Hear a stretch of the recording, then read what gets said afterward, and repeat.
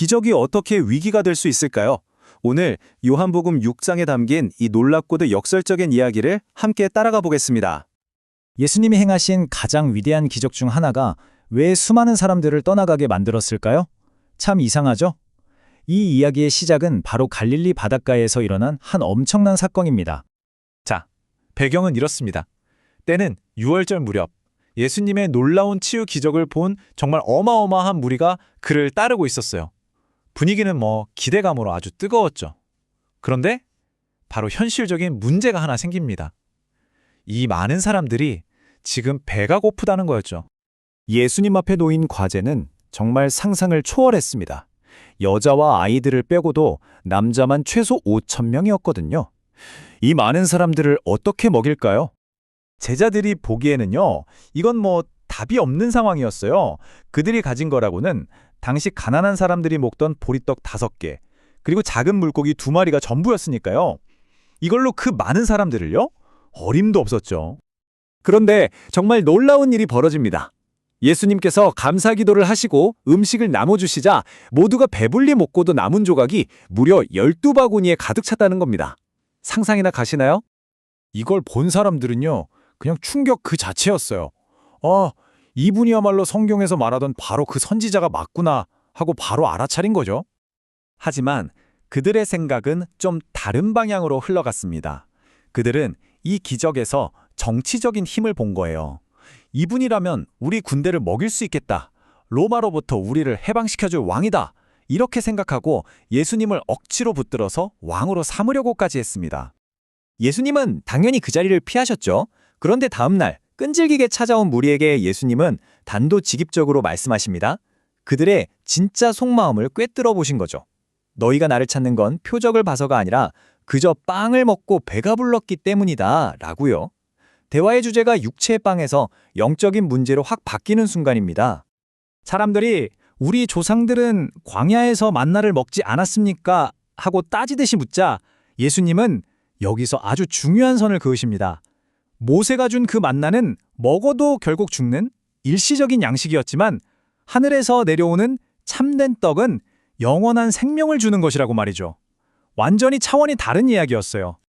그리고 바로 이어서 이 모든 논쟁의 판도를 뒤집는 정말 엄청난 선언을 하십니다.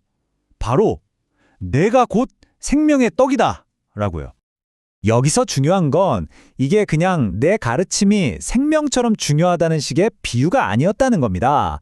예수님은 자기 자신, 자신의 존재 그 자체가 바로 세상에 생명을 주는 살아있는 떡이라고 아주 분명하게 말씀하신 거예요. 자, 이 말을 들은 사람들의 반응은 어땠을까요? 당연히 큰 충격에 빠졌죠. 아니, 이 사람이 어떻게 자기 살을 우리한테 떼어줘서 먹게 한다는 거지? 그들은 이 말을 문자 그대로 받아들였고 이건 말도 안 되는 소리, 거의 엽기적인 이야기로 들렸던 겁니다. 그런데 예수님은 여기서 한 발 물러서거나 그게 그런 뜻이 아니고요 하고 부드럽게 설명하지 않으세요. 오히려 훨씬 더 강하게 말씀하시죠. 내 살을 먹고 내 피를 마시지 않으면 너희 안에 생명이 없다. 이렇게 영원한 생명을 얻는 것과 이 행위를 직접적으로 아주 강하게 연결시키십니다. 물론 이게 진짜로 사람의 살을 먹으라는 뜻은 아니었죠. 예수님께서 바로 설명해 주십니다. 핵심은 이거예요. 생명을 주는 건 영적인 것이지 육체는 아무 소용이 없다. 내가 너희에게 하는 이 말이 바로 영이고 생명이다. 즉, 자신의 말을 믿고 받아들이는 것이 바로 그 영적 생명을 얻는 길이라는 의미였죠. 하지만 이 설명조차도 많은 사람들에게는 충분하지 않았습니다.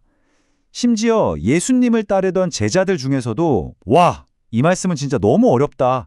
누가 이걸 받아들일 수 있겠어? 하는 반응이 나온 겁니다. 그리고 바로 이 지점이 결정적인 전환점이 됩니다. 수많은 사람들을 끌어모았던 그 기적이 이제는 수많은 사람들을 떠나가게 만드는 어려운 가르침으로 이어진 거죠. 정말 많은 제자들이 이때 예수님을 등지고 떠나버렸습니다. 사람들이 썰물처럼 빠져나가는 걸 보시면서 예수님은 이제 자신의 가장 가까운 제자들 12명에게 돌아서서 물으십니다. 어쩌면 가장 중요한 질문이었죠. 너희도 가려느냐? 그때 시몬 베드로가 나서서 대답하죠. 이 대답에 모든 게 담겨 있습니다. 주님, 영원한 생명의 말씀이 주님께 있는데 우리가 누구에게로 가겠습니까? 이 말은 이해가 안 돼도 괜찮습니다. 답은 주님밖에 없습니다라는 고백이었어요. 베드로는 이어서 말합니다. 우리는 주님이 바로 하나님께서 보내신 거룩한 분이심을 믿고 알았습니다. 보세요. 그들의 믿음은 기적이나 쉬운 가르침에 있었던 게 아니었어요. 바로 예수님이 누구신가?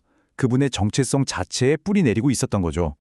그런데 이토록 위대한 신앙 고백이 나온 바로 그 순간 예수님은 분위기를 깨는 정말 소름 돋는 한마디를 덧붙이십니다. 하지만 너희 중 하나는 악마다. 이 가장 가까운 그룹 안에조차 배신자가 있다는 걸 상기시켜 주신 거죠. 이 이야기는 우리에게 아주 깊은 질문을 던집니다. 도대체 무엇이 똑같은 가르침을 듣고도 어떤 사람은 너무 어렵다며 돌아서게 하고 또 어떤 사람은 바로 그 안에서 영생의 말씀을 발견하게 만드는 걸까요? 어쩌면 무리를 걸러내는 그 말씀이야말로 진짜 믿음을 만들어내는 시금석이 되는 건 아닐까요?